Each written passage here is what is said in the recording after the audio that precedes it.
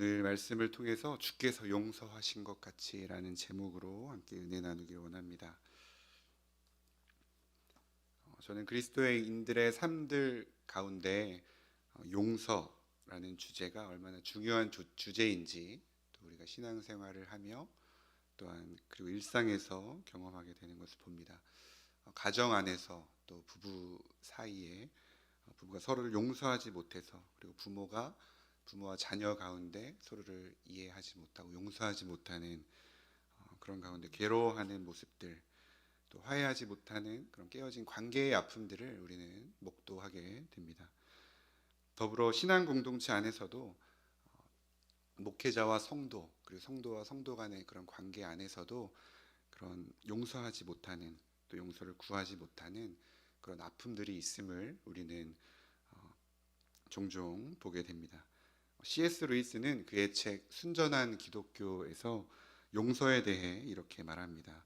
모두가 자신이 용서해야 할 게 있기 전까지는 용서란 아름다운 개념이라고 말한다. 그렇습니다. 남의 이야기일 때는 굉장히 용서는 쉬운 듯 보입니다. 그리고 아름다워 보입니다. 그러나 막상 나의 일이 될 때는 그렇게 아름다워 보이지 않습니다. 풀고 싶고 또 해결하고 싶은데 생각처럼 쉽게 되지 않습니다. 그래서 그냥 방치하거나 또 매여 있는 상태로 그냥 내버려 두면 그것들이 사실은 우리 기억 속에 잊혀진 듯 해도 어느 순간에 우리의 발목을 잡고 있는 것을 우리는 발견하게 됩니다. 용서를 구하고 용서를 해줌으로써 우리가 관계의 문제를 풀지 않으면 우리의 삶은 오늘 내일을 또 미래를 향해 나아가는 것 같지만 어느 순간에 그것이 우리의 발목을 잡고 있음을, 또 매여 있음을 우리는 발견하게 되는 것이죠. 오늘 본문은 사복음서 중에서 마태복음에만 등장하고 있는 말씀입니다. 용서에 대한 예수님의 비유를 우리에게 들려주고 있습니다. 오늘 21절 말씀 함께 같이 읽겠습니다. 시작. 그때에 베드로가 나와 이르되 주여 형제가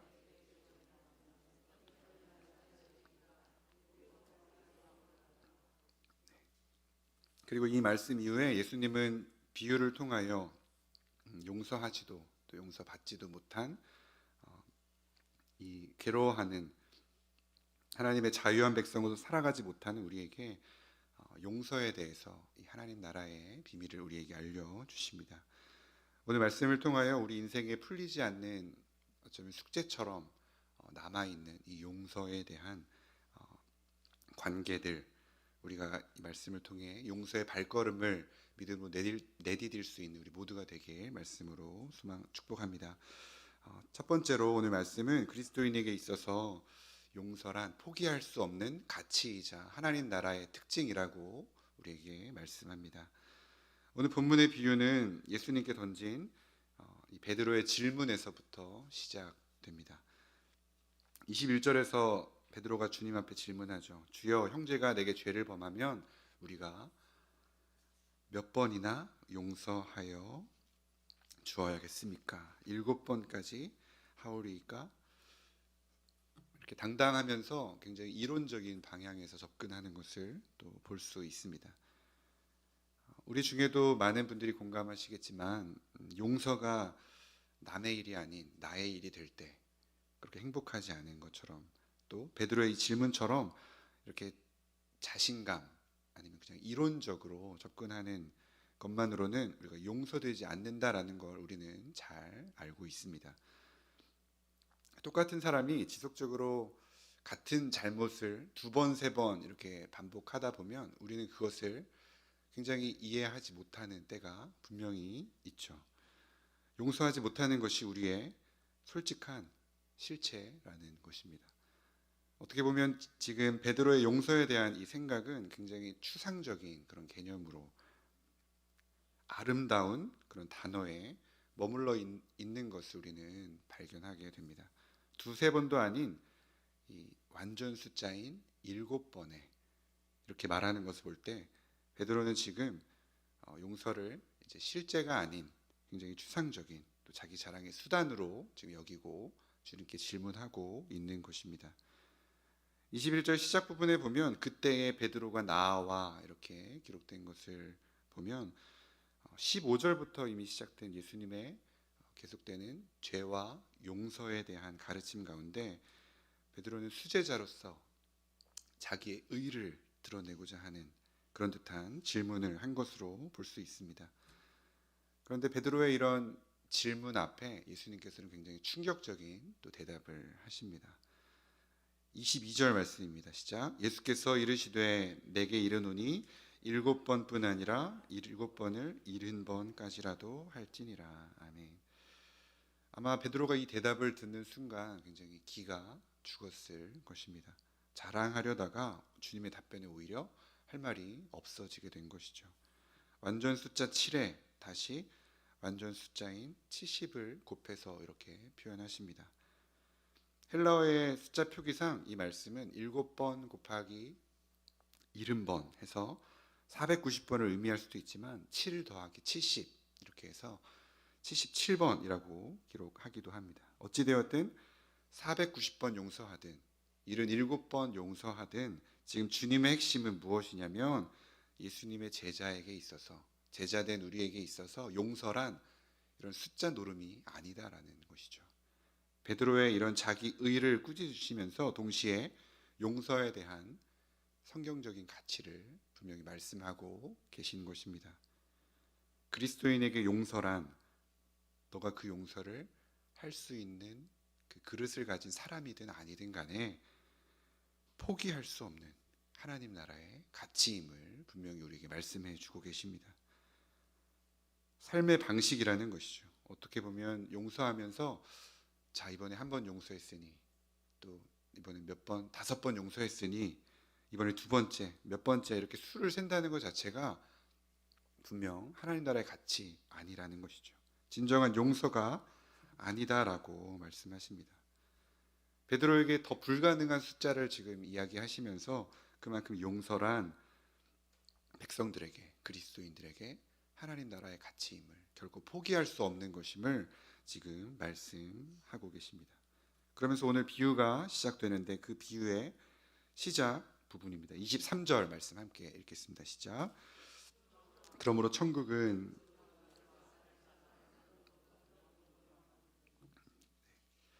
마태복음에 등장하는 예수님의 이 비유 중 3분의 2 정도가 다 천국을 묘사하면서 이렇게 시작됩니다. 오늘 본문처럼 천국은 어떤 임금과 같으니 천국은 마치 무엇과 같으니 하면서 이렇게 비유가 시작됩니다. 여기서 천국이란 곧 하나님이 보좌에 앉으셔서 우리를 통치하시는 곧 그 통치를 받고 있는 그 나라를 의미합니다. 그러므로 천국은 마치 하나님의 통치가 넘치는 어떤 임금의 마음과 같으니 이렇게 비유가 시작되죠. 그러면서 그 임금이 자신에게 어마어마한 그 빚을 진 한 종을 탕감해 주면서 곧 용서해 주면서 가서 너도 이와 같이 용서하는 것이 마땅하다 이렇게 오늘 본문 비유의 메시지를 우리에게 주고 계십니다. 그러므로 용서란 우리 그리스도인들에게 하나님 나라 곧 통치를 경험하는 곳 그곳의 특징임을 우리에게 말씀하고 있는 것입니다. 오늘 말씀을 대하면서 굉장히 불편한 마음이 우리에게 생깁니다. 우리는 용서가 옵션처럼 마치 상대방이 하는 것 봐서 해줄 수도 있고 안 해줄 수도 있고 하는 그런 것으로 생각했었는데 고려해 볼 수 있는 어쩌면 호의일 수 이렇게 여겨졌는데 도덕적 예의처럼 그리스도이니까 또 하나님 믿으니까 어쩌면 한 번, 두 번 용서해 줄 수 있는데라는 그런 마음이 있었다면 그런 생각을 가졌던 베드로와 같은 우리에게 주님은 오늘 분명히 말씀하고 계신 것이죠. 7번이 뭐냐? 7번을 70번까지라도 하라. 사랑하는 남서울중앙 가족 여러분, 머리로는 이게 굉장히 쉬운데 나의 일이 되면 굉장히 쉽습니까? 어렵습니까? 쉽지 않음을 우리는 발견합니다. 신앙생활에서 직면하는 그 현실은 굉장히 그렇게 만만치 않음을 우리는 발견합니다.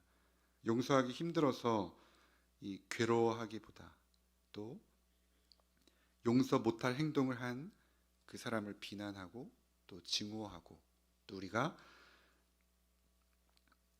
그 마음에 동요되는 것이 우리의 모습이라는 것이죠. 눈에는 눈, 이에는 이로 이렇게 시원하게 또 사이다 같이 복수하고 이런 모습에 그런 스토리에 우리가 열광하고 있는 것이 우리의 현실이다라는 것입니다. 하나님은 지금 우리에게 너가 용서할 수 있는 사람이냐 아니냐 이것을 묻고 계신 것이 아닙니다. 용서란 포기할 수 없는 그리스도인의 가치이자 하나님 나라의 특징임을 우리에게 알려주고 계시는 것입니다. 바라기는 용서가 결코 포기할 수 없는 가치임을 깨달아 하나님의 나라 그분의 통치를 경험함으로 우리 신앙의 여정 걸어가는 가운데 용서를 풍성히 경험할 수 있는 우리 모두가 되길 주님의 이름으로 축복합니다. 자, 두 번째로 그리스도인들에게 용서란 내가 용서받은 자라는 사실을 기억할 때 시작된다라는 것입니다. 내가 용서받은 자라는 것을 기억할 때. 오늘 비유의 이야기를 정리하면 이렇습니다. 한 나라에 10,000달란트 빚진 자가 이렇게 등장합니다. 임금의 은혜로 탕감을 받고 이렇게 길을 나가죠. 나가다가 100데나리온 빚진 그 친구를 만나게 됩니다. 만나자마자 붙들고 목을 이렇게 막 잡아매면서 빚을 갚으라고 독촉하죠. 지금 당장 갚을 수 없으니 좀 시간 좀 달라. 그러니 옥에 가둡니다. 그리고 이것을 알게 된 임금이 그 사실을 알게 되고 노하여서 그를 불러다가 옥졸들에게 넘겼다라는 것이 이 비유의 이야기이죠. 오늘 본문의 메시지를 좀 더 자세히 이해하기 위해서 몇 가지 더 살펴보면 먼저 첫 번째로 빌린 돈의 이 액수 차이가 있음을 발견하게 됩니다. 누구나 이 비유를 이제 예수님께서 이 비유를 말씀하실 때 당시에 있는 제자들은 굉장히 놀랐을 것입니다. 말이 안 돼라는 생각을 했을 거예요. 왜냐하면 24절을 보니 종이 지금 빚진 달란트의 액수가 10,000달란트입니다. 그리고 28절에서는 종이 빚진 이 동료인 친구에게 빌려준 돈이 100데나리온입니다. 당시 제자들과 백성들이 이렇게 딱 들었을 때 이건 굉장히 말도 안 돼라고 놀랐을 이유는 당시 달란트는 굉장히 최고 단위의 화폐였다라는 것이죠. 1달란트는 6,000데나리온의 가치를 가졌습니다. 그리고 유대 지역이 로마 제국에 바친 그 1년간의 세금을 보면 약 600달란트였습니다. 헤로드 왕이 거둔 세금이 900달란트였다라는 기록이 유대 역사가인 요세푸스의 기록에 이렇게 실린 것을 볼 때에 많아봤자 1,000달란트, 한 나라의 1년치 세금인 이 1,000달란트, 지금 10,000달란트를 빌렸다라는 것이죠. 어마어마한 액수입니다. 사복음서에서는 주로 이 빚을 죄로 이렇게 해석합니다. 맥락상 10,000달란트는 어떤 죄인일까요? 어마어마한 죄인이죠. 엄청난 죄인입니다. 용서하기를 70번씩 7번 해도 감히 용서할 수 없는 그 정도의 엄청난 죄입니다. 그런데 반대로 100데나리온은 당시 한 데나리온이 하루 품삯이었으니 10,000달란트와 이렇게 비교를 한다 해도 약 60만 분의 1 정도 되는 그런 금액일 것입니다. 이것을 메시지 성경은 의역해서 10,000달란트를 10만 불 빌린 사람으로, 그리고 100데나리온 빌린 사람을 10불 빌린 사람으로 이렇게 번역하기도 합니다. 생각해보면 10만 불 탕감받은 자가 길거리 나가다가 자기에게 10불 빌린 그 사람을 목을 잡고 옥에 가두고 이런 상황들이 굉장히 이해되지 않는 상황인 것이죠. 27절, 28절 말씀에 보면 우리 함께 읽어볼까요? 시작.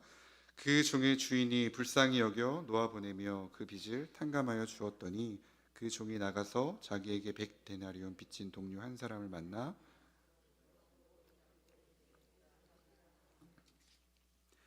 아마 그 자리에서 이 비유를 듣던 모든 사람들이 뭐 이런 사람이 다 있을까 이런 생각을 분명 했을 것입니다.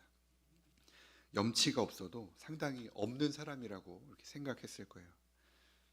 그런데 바로 이 모습이 우리의 모습은 아닌가 생각해 봅니다. 만 달란트와 같은 죄를 저지른 우리를 위해, 그리고 내가 내 인생의 주인 되어서 하나님 없다 하고 또 내 몸과 마음이 하라는 대로 그렇게 했던 우리를 위해, 우리의 죄값을 위해 예수 그리스도가 오셨습니다. 하나님이 인간의 몸을 힘입어서 입고 우리 가운데 오셨죠. 우리의 죄값을 탕감해 주셨습니다. 지금 예수님께서는 만 달란트 빚진 우리를 위해서 이 땅 가운데 오신 왕이신 것입니다. 그 왕이 내가 십자가 대속의 은혜로 너의 죄를 탕감해 주었으니 너도 가서 그 구원의 감격을, 은혜를 가지고 가서 주위에 이 100데나리온 빚진 그들을 향해 용서해 줄 수 없겠니? 라고 우리에게 말씀하시는 것입니다. 그런데 본문의 종처럼 우리가 예배의 감격 속에 일상에서도 은혜를 사모하며 간구하다가 은혜를 누리며 살다가도 예배의 자리를 나가서 말씀의 자리, 기도의 자리를 떠나가서는 우리가 언제 은혜 받았는지 하며 바로 예배당을 나가자마자 누군가를 잡고 멱살을 잡고 돈 내놔라고 하고 있지는 않은가라는 것입니다. 그리스도인에게 있어서 용서란 이렇게 산술적인 그런 개념이 아닙니다. 몇 번 했어 이게 아닙니다. 중요한 점은 우리에게 용서란 나 또한 용서받은 자, 이것을 기억함으로 그 하나님의 나라의 가치가 우리에게 시작된다라는 것이죠. 그래서 주님이 이런 명령 우리에게 주신 것입니다. 그래서 내가 이전에 어떤 자였는지 기억하는 자는 십자가 은혜, 그 복음 아래에 그 은혜에 잠겨 있는 자는 그 사실을, 그 가치를 붙잡고 결국 용서를 선택할 수밖에 없는 자로 우리가 살아드릴 수밖에 없다라는 것입니다. 이것이 바로 용서의 출발점입니다. 골로새서 3장 13절 말씀 우리에게 이렇게 말씀합니다. 누가 누구에게 불만이 있거든 서로 용납하여 피차 용서하되 주께서 너희를 용서하신 것 같이 너희도 그리하고. 주께서 너희를 용서하신 것 같이. 용서하려면 먼저 나와 같은 죄인을 살리신 예수님을 바라볼 수 있어야 합니다. 그래야지 내가 용서하지 못했던 그 누군가가, 우리 가족이, 그 누군가가 생각나게 되는 것입니다. 내가 누구였는지, 내가 어떻게 구원받은 자인지 잊지 않고 기억하는 사람은 그 용서의 은혜를, 하나님 나라의 삶의 방식인 이 용서를 또 시작하게 된 은혜를 경험하게 될 줄로 믿습니다. 그리스도인에게 있어 용서란 나의 힘이 아닌 하나님의 힘으로 감당하는 것입니다. 내가 하는 것이 아니라 주님이 우리에게 보여주신 대로, 주님이 우리에게 행해 주신 대로 그 은혜가 너무 커서, 내가 진 그 빚이 너무나 커서 순종해 보기로 결단하는 것입니다. 우리는 용서를 잃어버린 자는 아닙니까? 용서가 머리로는 이해되지만 막상 시작되기 두려우십니까? 우리의 만 달란트를 생각하며 100데나리온을 탕감해 줄 수 있는 그런 은혜가 있길 소망합니다. 우리 자기 자신을 향해서 한번 이렇게 선포해 볼까요? 나는 만 달란트 빚진 자입니다. 나는 만 달란트 빚진 자입니다. 옆에 분들을 보면서 당신은 나의 100데나리온입니다. 당신은 나의 100데나리온입니다. 네, 마지막으로 세 번째로 우리 그리스도인들에게 있어서 용서란 주님과 같이 내 이웃을 불쌍히 여길 때 일어난다라는 사실입니다. 27절 말씀 함께 읽겠습니다. 시작. 그 종의 주인이 불쌍히 여겨 놓아 보내며 그 빚을 탕감하여 주었더니. 아멘. 이 주인이 이런 어마어마한 양의 빚을 탕감해 준 이 사실은 그렇게 용서해 주겠다라고 결심한 딱 하나의 이유는 오늘 본문에 기록된 이 이유밖에 없습니다. 주인이 종을 보는데 불쌍히 여겨지게 보였다. 여기 사용된 불쌍히 여기다라는 단어가 이 사복음서에서도 계속 기록이 됩니다. 한결같이 우리를 향한 하나님의 그 긍휼의 마음입니다. 우리를 향한 그 예수님의 불쌍히 여기시는 그 마음이 오늘 본문에 기록된 이 단어이죠. 우리는 이렇게 질문할 수 있어요. 예수님이니까 가능하죠. 예수님이니까, 하나님의 아들이시니까. 우리는 예수님의 아들이, 또 우리는 예수님이 아니잖아요. 이렇게 물으실지 모르겠어요. 그러나 오늘 33절 말씀에서 우리를 향해 이렇게 말씀하십니다. 33절 읽어볼까요? 시작. 내가 너를 불쌍히 여김과 같이 너도 내 동료를 불쌍히 여김이 마땅하지 아니하냐. 이 앞에 불쌍히 여김은 우리를 향한 그 긍휼을 주로 표현할 때, 그리고 뒤에는 영어로 그 mercy라고 이렇게 쓰여집니다. 내가 너희를 불쌍히 여긴 것처럼 너희도 동료들을 그렇게 긍휼히 여길 수 있지 않느냐. 앞에 만 달란트는 주인과 종의 관계입니다. 이렇게 수직적인 관계이죠. 그러나 뒤에 쓰인 그 관계는 동료, 친구 관계, 수평적인 그런 관계라는 것이죠. 주인과 종의 관계에서 빌린 돈을 갚지 않으면 감옥에 가는 것이 당연합니다. 그런데 친구 관계에서 이 소액을 빌린 이 안 갚았다고 멱살 잡고 이 싸우는 모습, 굉장히 누군가의 모습과 굉장히 닮아 있습니다. 사랑하는 남서울중앙 성도 여러분, 도저히 용서가 불가능해 보이는 그런 관계, 도저히 용서하기에는 내 마음이 이렇게 동하지 않는 그런 관계를 우리는 마주할 때가 분명히 있습니다. 그런데 그때 용서가 시작될 때 그것의 특징을 보면 그 상대방이 불쌍히 여겨지기 시작한다라는 것이죠.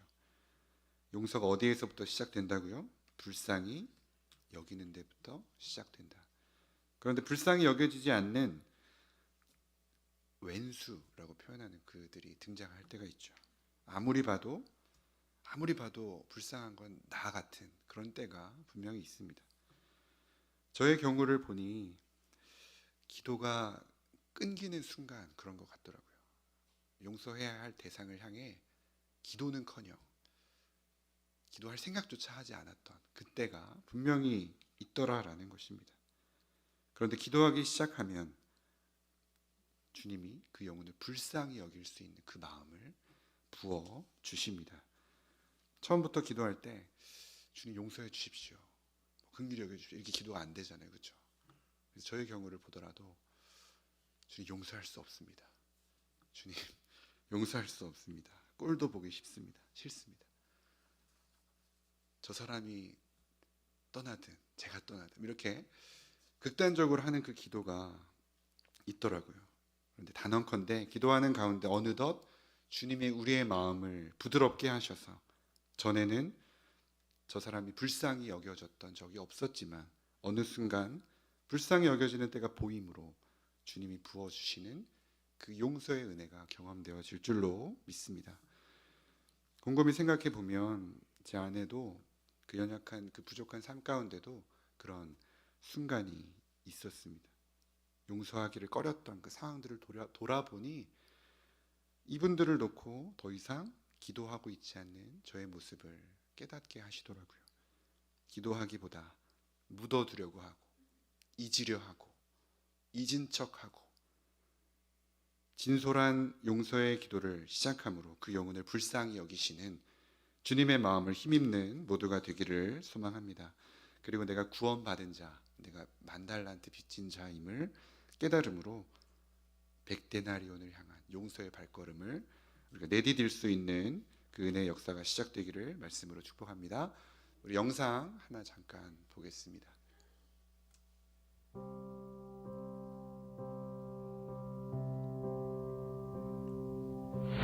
It was some time ago that I was in Berlin.